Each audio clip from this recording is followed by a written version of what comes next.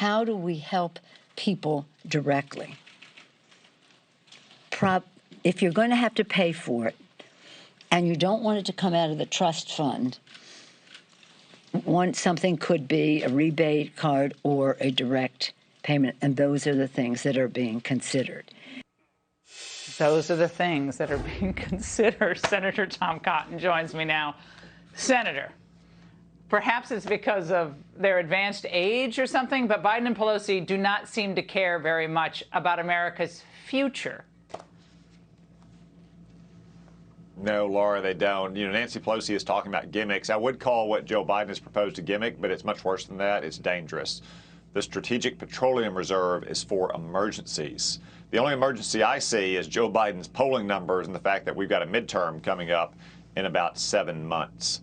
But if we release this oil from the Strategic Petroleum Reserve every day for the next 6 months, we're only treating the symptoms, not the cause. Its cause is the war that Joe Biden is waging on oil and gas production in America. In 2019, at the peak of production under the last administration, we were producing more than 1 million barrels every single day than we're producing today. So that alone is what he's releasing from the Strategic Petroleum Reserve. If we would simply allow the oil and gas workers across America to produce the resources that God put underneath our soil. But it's worse than that. What if, say, Iran, emboldened by a terrible nuclear deal, strikes refineries or production facilities in places like Saudi Arabia or Kuwait or the United Arab Emirates? What if a major hurricane hits Louisiana and Texas this year? That's why we have the Strategic Petroleum Reserve, not to float Joe Biden's terrible poll numbers and try to help the Democrats limp into a midterm election. This is not just a gimmick, it's dangerous. Well, one Democrat doesn't seem interested, Senator, in lowering gas prices. The one consumer product that each American knows is the price of gasoline.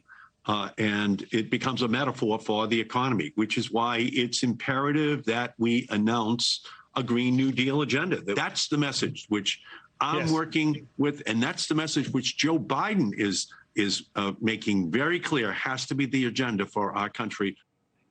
Senator, is this proof Democrats just want Americans to suffer in order to push through this green agenda? I mean, amazing. Yeah, I know. God bless Ed Markey. He tells the truth, and it is the truth. Joe Biden said this in the campaign. $5 a gallon gas is not an accident. It's not an unintended consequence. It is the intended consequence of their energy policies.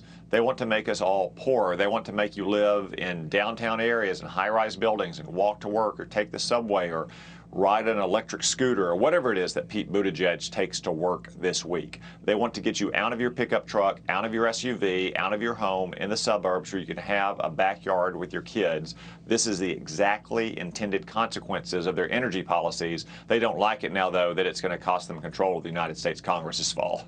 And I want to move to the crush at the southern border, Senator, which is only going to get worse once Title 42 is repealed that allowed for the immediate expulsion of people who cross the border. Here was the White House today. We have said many, many times, obviously, this is a decision that the CDC will make. That said, of course, we are preparing for contingencies. And so what I would say is, our goal is going to be to process migrants in a safe and orderly manner. A safe and orderly manner to a work site near you, right?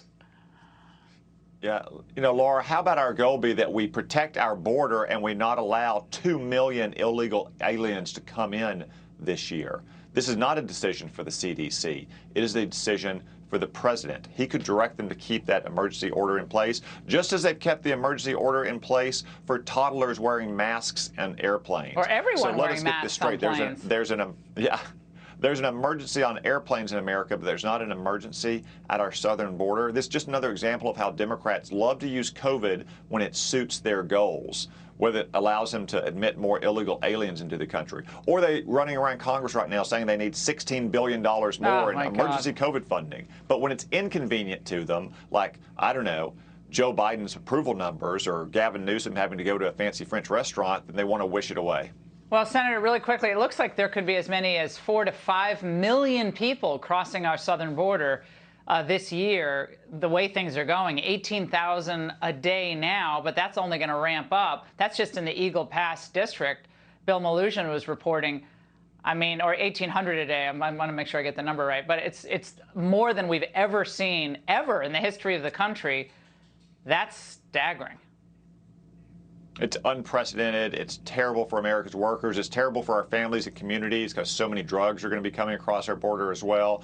If Joe Biden wants a dime of additional spending, then we should get a vote next week in the United States Congress on keeping this emergency order in place so we can at least keep some element of control on the border, no matter how tiny it is under this president. Hey, Sean Hannity here. Hey, click here to subscribe to Fox News YouTube page and catch our hottest interviews and most compelling analysis. You will not get it anywhere else.